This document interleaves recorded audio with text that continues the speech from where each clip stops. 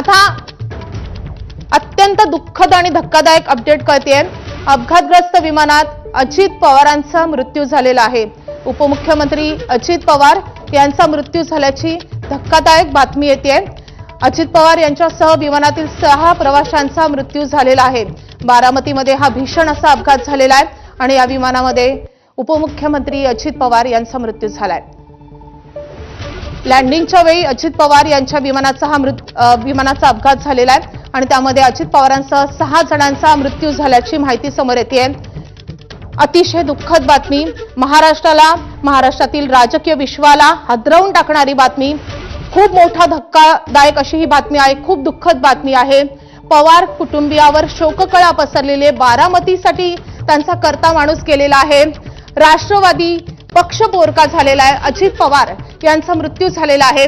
अतिशय धक्कादायक बातमी, उपमुख्यमंत्री अजित पवार यांचा मृत्यू झालेला आहे। अपघातग्रस्त विमानात अजित पवारांसह 6 जणांचा समावेश होता आणि या 6 जणांचा मृत्यू झाल्याचं कळतंय। अजित पवार यांचा मृत्यू झाल्याची दुःखद बातमी, अतिशय धक्कादायक बातमी समोर येते आहे। तर बारामतीमधून या क्षणाची सगळ्यात मोठी बातमी, सगळ्यात दुःखद बातमी, महाराष्ट्राला हादरवून टाकणारी बातमी, अजित पवार यांचा मृत्यू झालेला आहे। बारामतीमध्ये विमान अपघातामध्ये उपमुख्यमंत्री अजित पवार यांचा मृत्यू झाल्याचं कळतंय। बारामतीमधल्या अपघातग्रस्त विमानात अजित पवारांसह जे इतर 6 प्रवासी होते त्या सगळ्यांचा मृत्यू झालेला आहे। राज्याचे उपमुख्यमंत्री अजित पवार आता आपल्यात नाहीयेत।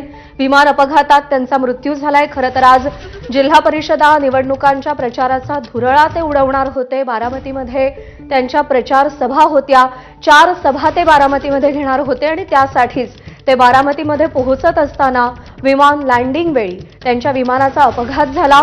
विमान खाली पडलं, त्यानंतर विमानानं पेट घेतला आणि त्यात उपस्थित 6 प्रवाशांचा मृत्यू झालाय। उपमुख्यमंत्री अजित पवारांचा विमान अपघातात मृत्यू झालाय।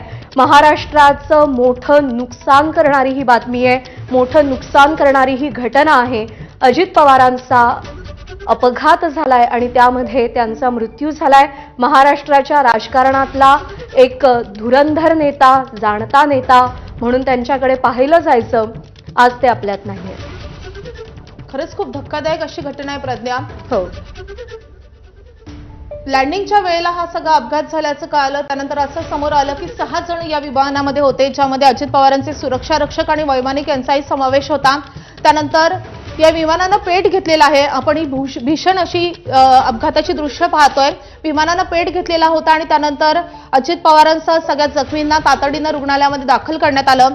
मात्र या अपघाताची भीषणताच इतकी होती की या 6 जणांचा मृत्यू झाल्याचं कळतंय। उपमुख्यमंत्री अजित पवार आज आपल्यात नाहीयेत, त्यांचा अनपेक्षित धक्कादायक असा मृत्यू झालेला आहे। अतिशय हादरवणारी अशी ही सगळी घटना आहे की उपमुख्यमंत्री अजित पवार यांचा मृत्यू झालेला आहे। बारामतीमधल्या अपघातग्रस्त विमानामध्ये अजित पवार यांचा समावेश होता, त्यांच्यासह 6 जणांचा मृत्यू झालेला आहे। अजित पवारांचं निधन झाल्याची धक्कादायक बातमी समोर येते। उपमुख्यमंत्री अजित पवार काल मुंबईमध्ये होते, मुंबईतील कार्यक्रम आटपून आज बारामतीमध्ये प्रचारासाठी ते जात होते आणि त्यांचा मृत्यू झालेला आहे। अजित पवार हे कायमच व्यस्त त्यांच्या कार्यक्रमासाठी ओळखले जातात। पहाटेपासूनच ते त्यांच्या कार्यक्रमांना सुरुवात करायचे, पहाटेपासूनच ते सभांचा धडाका लावायचे आणि दुर्दैव म्हणजे या सभांसाठी जातानाच त्यांचा मृत्यू झालेला आहे। बारामतीमध्येच अशा रीतीनं अपघातात त्यांचा मृत्यू झालेला आहे। त्यामुळे उपमुख्यमंत्री अजित पवार हे आपल्यात नाहीत, महाराष्ट्राला हादरवून टाकणारी बातमी आपल्या समोर येते। आपले प्रतिनिधी